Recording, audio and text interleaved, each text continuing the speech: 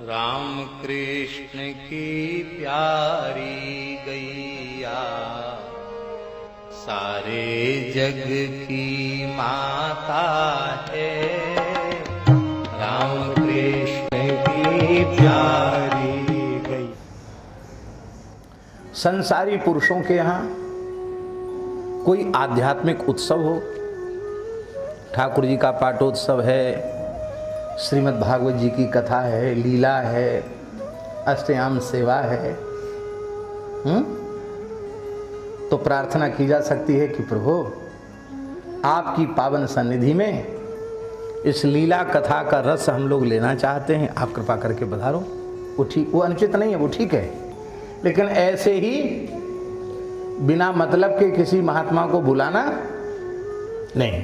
आप स्वयं दर्शन करने जाओ, तुम्हारे आग्रह को स्वीकार करके वे पहुंचेंगे और उनके साधन भजन में यदि विक्षेप हुआ, उनकी चर्या में विक्षेप हुआ, तो उसका अपराध किसके सिर पे जाएगा।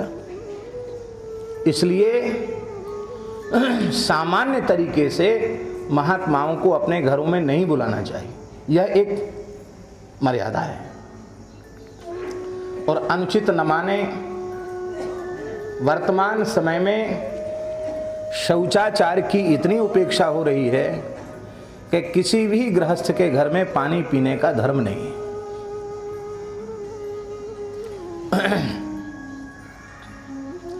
अपवित्र अवस्था में माताएं रसोई घर में जाती हैं, रसोई भी बनाती हैं, आटा दाल चावल इसको भी स्पर्श करती हैं।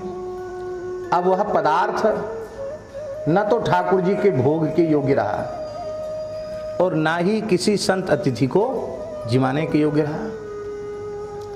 4 दिन की जो मर्यादा है उसका पालन करने वाले कितने गृहस्थ हैं। और अब तो ज्यादा पढ़े लिखे बुद्धिमान ऐसे पैदा हो गए हैं, वो कहते हैं ये कोई अशुद्धि नहीं है, ये तो स्वाभाविक शरीर का धर्म है, और खूब ठाकुर जी की सेवा करो और खूब रसोई बनाओ, चाहे जो कुछ करो।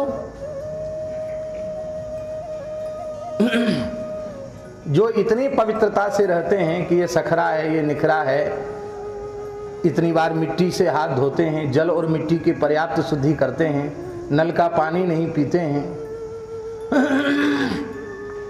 उनके आचार विचार को आपने नष्ट किया, वो अपराध किसके सिर पे जाएगा। उन्हें हर समय भगवान की सेवा में रहना है, आपने उनका स्पर्श कर लिया, कितनी बार स्नान करेंगे वो। बात तो माननी नहीं है, करना अपने मन का है, और खाली श्रद्धा का प्रदर्शन हम करते हैं, उससे लाभ भी कुछ नहीं। अवश्य बुलाओ महात्माओं को अपने यहां, ठाकुर जी का उत्सव रखो और ऐसी मर्यादा रखो कि संत आकर आपके यहां पानी पी सकें। ऐसी मर्यादा नहीं पाल सकते तो मत बुलाओ। शौचाचार का पालन अवश्य करना चाहिए। आज लोग हल्ला मचाते हैं, माताओं के साथ भेदभाव किया जाता है, उनको बराबरी का दर्जा प्राप्त नहीं है, उनको कोई छुट्टी नहीं है। अच्छा, पुरुष नौकरी करे तो उसको महीना में कितनी छुट्टी मिलती है बोलो। 4 रविवार की छुट्टी मिलती है ना, पक्की है ना, 4 छुट्टी तो पक्की है। भगवान की कितनी अच्छी व्यवस्था है। पुरुष वर्ग की ड्यूटी तो 5, 7, 8 घंटे की है, माताओं की ड्यूटी 24 घंटे की है, क्योंकि घर के सारे प्रकरण को, सारी व्यवस्थाओं को उनको संभालना है। तो ठाकुर जी ने 4 दिन का अवकाश उनको दिया है। 4 दिन पुरुष वर्ग रसोई बनावे, बर्तन मांजे, रसोई बनावे, ठाकुर जी को भोग धरावे, और थाली लगा के जिस कक्ष में देवी मानसिक राम नाम जप रही है, उस कक्ष में उनका अलग पात्र, अलग थाली पहुंचा देवे। ये पुरानी व्यवस्था है। ऐसी व्यवस्था हो जाए तो झगड़ा होगा। अब इसी बात पे झगड़ा है कि रे हमको और इसने चाय बनाने के लिए कह दिया। लो सर, इसकी हिम्मत इतनी कितनी हुई? अरे चाय नहीं, 4 दिन रोटी बनाओ और खिलाओ।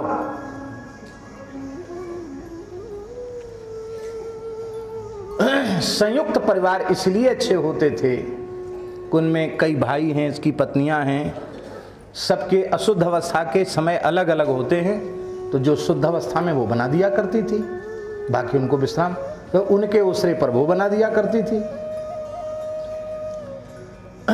पर जहां लोग हमसे पूछते हैं कि महाराज जी आप कथा में तो ऐसा कहते हैं, वहां नौकरी करते हैं, अकेले ही रहते हैं, वहां कोई दूसरा सहयोगी नहीं, हम क्या करें? ठाकुर जी को भोग कैसे लगावें? पति बनावे, तुम खाओ, बाहरी काम के लिए कोई सेवक रखो, सामर्थ्य हो तो, नहीं तो खुद करो। नहीं तो घर में ठाकुर जी रखने का नाटक मत करो, फिर जैसा मनावे वैसे रहो। घर में ठाकुर जी विराजमान हैं तो शौचाचार का पूरा पालन करना चाहिए। और एक बात और कह दें, ठाकुर जी में आपका भाव है, बहुत अच्छी बात है, पर शुद्ध अवस्था में उनको लेकर सब जगह घुमाना भी अच्छी बात नहीं। और शौचाचार बिल्कुल नहीं, लवशंका भी करे ठाकुर जी को लिए डोल लें। अरे भाई, मलुकदास जी कहते हैं, जो तेरे घट प्रेम है, जो तेरे घट प्रेम है, तो कहीं कहीं काहि जनाब, अंतर्यामी जानी है अंतर्गत को भाव। भजन कैसे करो?